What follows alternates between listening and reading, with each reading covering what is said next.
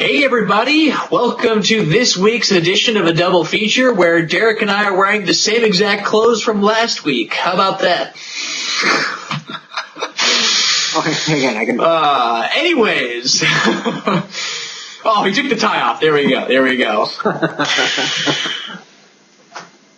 All right, well, this being the last week of the month, as you know, versus week, we've got something really fun that we're excited to talk about. This is probably one of the more heavily debated set of films, I would argue. Would you argue that, Derek?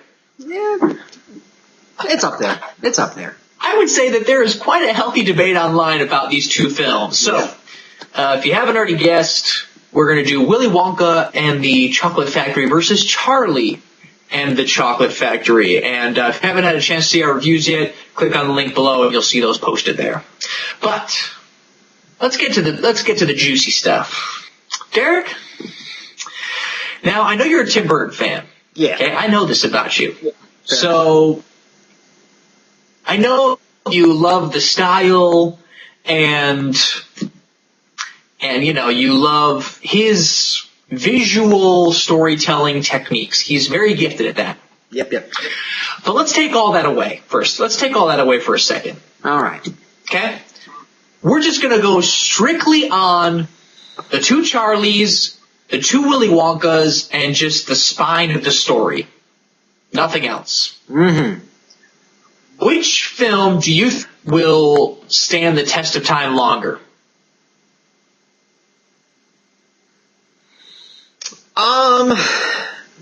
I'm probably still going to say Burton's.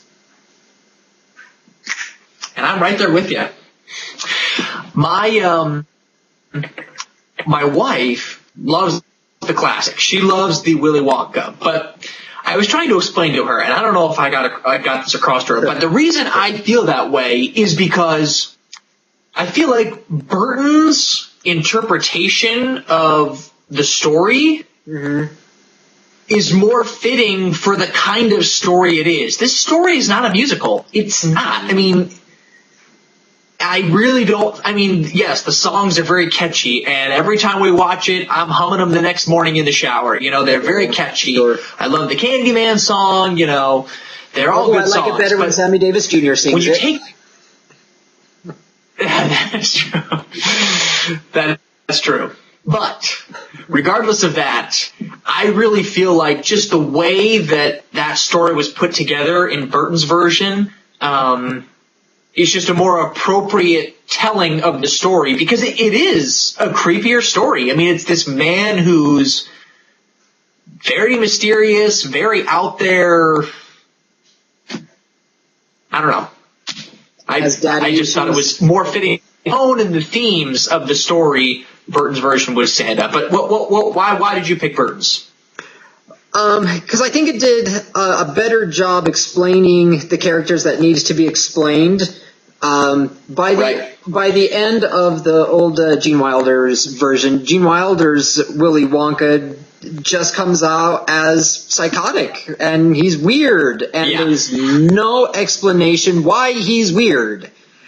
And Charlie, like I was saying in my write-up, he's supposed to be this really good kid, and he's supposed to be this honest kid. And then he steals something out of the blue because his grandpa says so. And I'm just going, what just happened?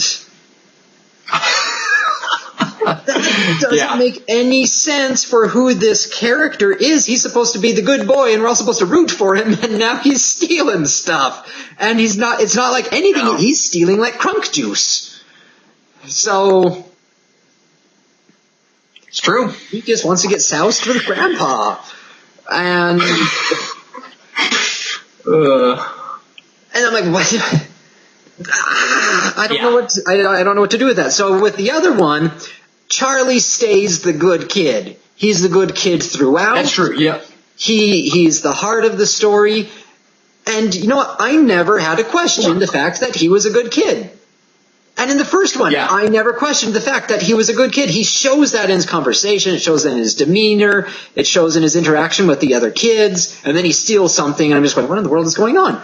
In Burton's, he's just a good kid, and that's all we need to know, and I'm perfectly fine in knowing that. He's the foil to all of the other brats in there. And then I liked how they're able to explain Willy Wonka's character more so through the use of flashbacks, and then I like how Charlie shows he really is a good kid by then helping Willy Wonka reconcile with his father. And I think that point alone did so much more in showing how Charlie has a good heart than giving the gobstopper back in the original. That is true. No, that is true. I will admit, I do like that a lot. The only thing I liked about the gobstopper was, though, I felt like it was a character test.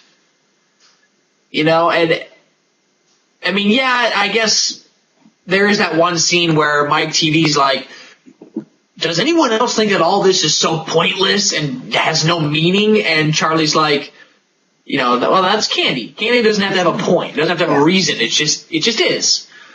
And, you know, we get a glimpse of Willy Wonka being like, in his creepy way. This kid knows it. Yeah, and so he sort of passes the test there, but I will admit, I did like that about the original, where he gives the gobstopper back, and then he's like, one, I needed to know that, you know, you were a good person, and that this was going to be good for you, and I didn't want to settle for anyone less. I kind of liked that mentality as well, so. Yeah, I can see that. I don't know. Yeah. So, but, and I wish Burton would have done something with Slugworth, because I really like him as a character. And I thought, even though Burton didn't do the little game at the end, he at least could have done something new with him, because I really like him. The Slugworth who's not really Slugworth? Yeah, he's somebody. I just love him in the original, and I was like, I wish they would have done something. Maybe he was the original spy or something, and he's the guy in the beginning. I don't know. See, that one, I mean, you're right, I liked the character as well, but it always, I don't know, how do I say it? The entire thing seemed too set up for me. Because that's true. I can see that. Always there, right when they're being interviewed, right when they're found, and even Charlie, who just by supposedly pure dumb luck finds the ticket, he's still there as Charlie's running home. So I'm sitting there going, that's more than just a coincidence. I could maybe buy it's been announced and he just gets there with all of the television crews with everyone else. But Charlie, that didn't happen. Charlie found it, and he was right there. So reason would dictate that, if nothing else, these tickets are planted for these specific children. Oh, that's true. At least someone right there, for whatever dubious purposes there are. But it just seemed like it's too big of a coincidence. Unless Slugworth is a mystic, then why didn't he find the golden tickets? No, fair enough. I mean, I can't argue with you on that. That's a good point. I mean, I mean, it is a little too good to be true, if you will. So, I don't know if you've ever read sort of the internet analyses of the original film, but no. I mean, what I just sort of alluded to starts to feed in, pun intended, to the analysis of the original that says the original film is all about cannibalism. What? Because if you watch the film closely, and every time they move from room to room in something that requires transportation, there's only enough seats for everybody left in the group. So when when they're on the ferry, they're down 2 seats. There's only enough seats for everybody. When they get in the cart, there's only enough seats for everybody. There's no extras laying around. There's only those seats. So it's like he's planning to drop all of these kids off as they go. At the end of the movie, you don't see any of the kids or their parents emerge. And there's just these little lines of dialogue dropped throughout that have sort of that little double entendre to them. Maybe the Oompa Loompas are man-eaters. Something like that.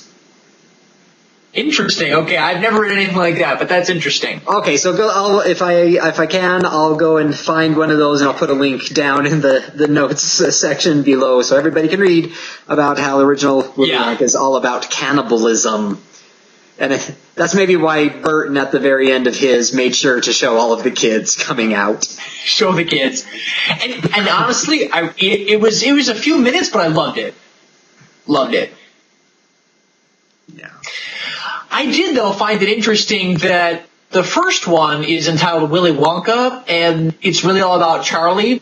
And the second one's called Charlie, and it's really all about Willy Wonka. Yeah. I found that rather humorous. Yeah, I saw we both picked up on that one. Yeah, I noticed you said that too. I was like, oh, how about that? Derek said the same thing too. So it must be that's a pretty thing. funny. It must be a thing. Yeah, that's true. That's true. Okay, and then obviously going on to Burton, I felt like this film was really for him. Sure. Yeah. I mean, the set pieces were incredible. The tone of the film was just perfect. Johnny Depp was perfect. I mean, if he was going for that creepy, mysterious vibe, I think he pulled it off brilliantly. But yeah, they're both good films. They're both magical. So if you haven't seen them, definitely check them out. They are totally worth a watch. And, let us know what you thought about both films and which you preferred and which you felt like captured the characters and the story and the essence of the story better. We would love to hear from you. But, as always, you can follow us on social media.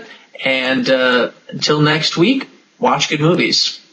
And change your clothes.